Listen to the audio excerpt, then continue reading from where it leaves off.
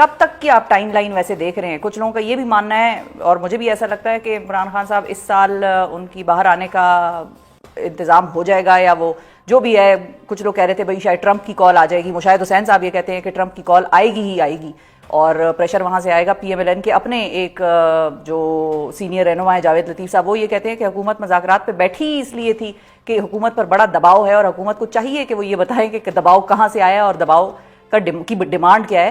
آپ کی کیا ٹائم لائن ہے یہ ہلوسینیشن ختم ہونے کی؟ دیکھیں یہ پرابلم سالو نہیں ہوگا, سولوشن کی طرف نہیں جائے گی بات. اچھا, یہ ایلیمینیشن آف دا پرابلم کی طرف جائے گی بات. تو اس لیے ایسے یہ پرانی بیماریاں جو ہے نا اتنی جلدی جان نہیں چھوڑا کرتی.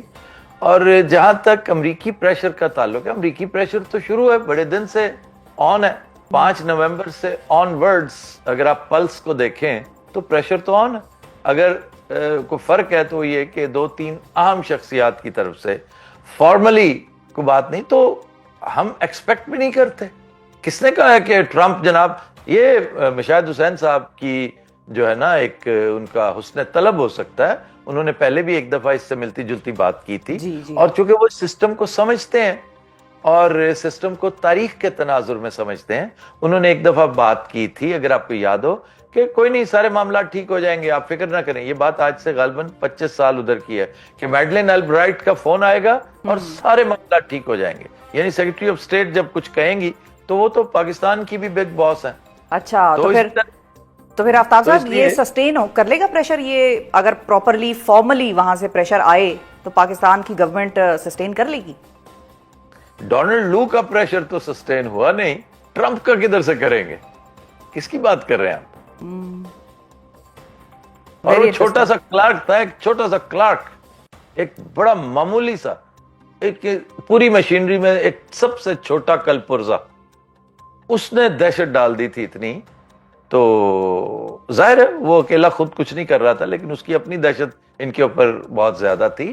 بات یہ ہے کہ عمران خان اور اس کے ساتھی کسی فورن ایڈ پہ ڈیپینڈ نہیں کر رہے. وہ ایک حالات سازگار انہوں نے کرنے تھے کہ پوری دنیا میں ان کی بات ہونی شروع ہو جائے.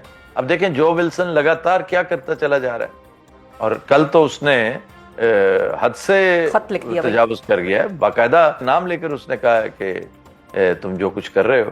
تو دھیرے دھیرے یہ واٹرز ٹیسٹ کرتے کرتے کرتے اس کا ٹمپریچر بڑھاتے ہیں سچویشن کا.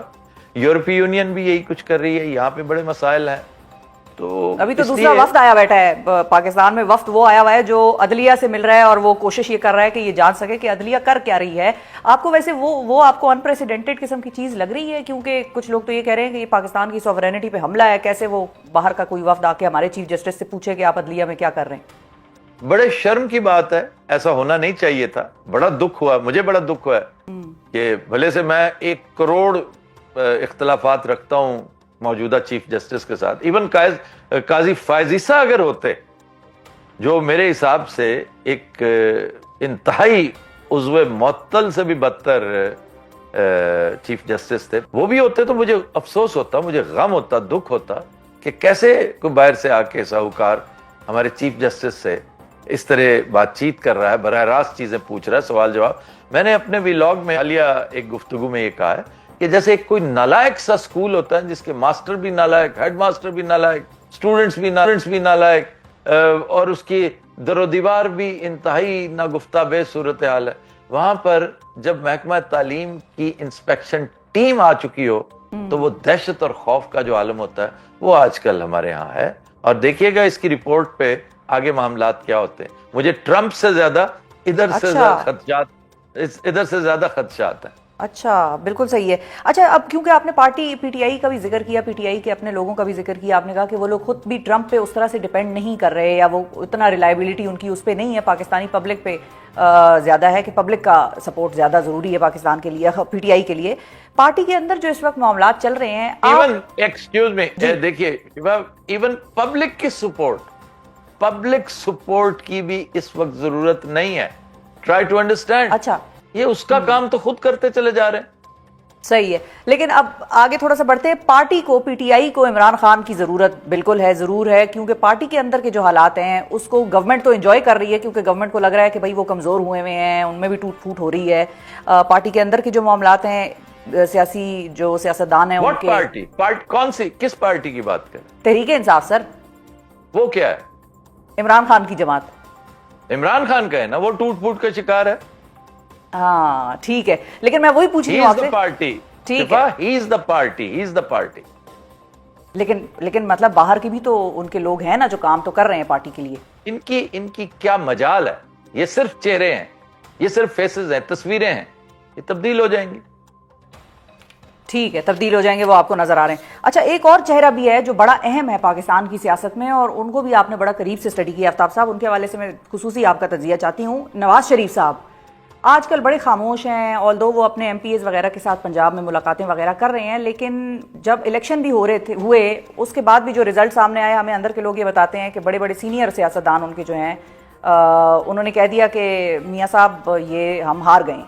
اور میاں صاحب کی جو اپنی الیکشن سے پہلے کا سوال ان سے ایک صحافی نے پوچھا کہ اگر مخلوط حکومت ہوئی, انہوں نے کہا نہیں اللہ اللہ کریں, آپ کیسی باتیں کر رہے ہیں, مخلوط حکومت کہاں سے بنانی ہم نے. اس وقت ان کی کیا اسٹیٹ آف مائنڈ آپ کو نظر آ رہی ہے؟ ہی از know where to be seen.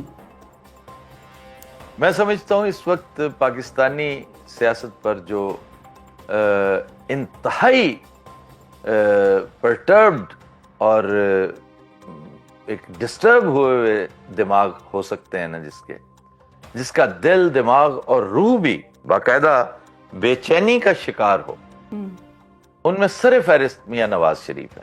کیونکہ میاں نواز شریف کے ساتھ پے در پے ہاتھ کیا جاتا رہا ہے, اس لیے کہ ان کے پاس اور کوئی چوائس ہی کوئی نہیں تھی. عمران خان اور اس کے ساتھیوں نے, حواریوں نے ایسا نکرے لگایا ہوا تھا انہیں کہ ان کے پاس اور چوائس ہی کوئی نہیں تھی. بیچارے میاں صاحب خود آخری وقت تک کہتے رہے ہیں کہ تم عمران خان کو لارجر دین لائف کر جاؤ گے اس طرح, اگر اسے الیکشن لڑنے دو تو 30 سے زیادہ سیٹیں نہیں لے گا وہ.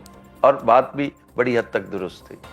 ایک بڑی اہم شخصیت نے اس وقت مجھے یہ بتایا تھا کہ اس وقت حالات, تب تک کچھ جنبش باقاعدہ ہوئی نہیں تھی, باجوہ صاحب پر تول رہے تھے, سلوٹ تو مار رہے تھے, لیکن اندر معاملات انہوں نے اسکرپٹ لکھ رکھا تھا, انہوں نے اور ان کے ایک دو ساتھیوں نے, خاص طور پر جو سابق D G I S I ہیں, ان کا جو ایک اسکرپٹ تھا وہ لکھا جا چکا تھا, اس کے اوپر مہر بھی ثبت ہو چکی تھی واشنگٹن ڈی سی سے.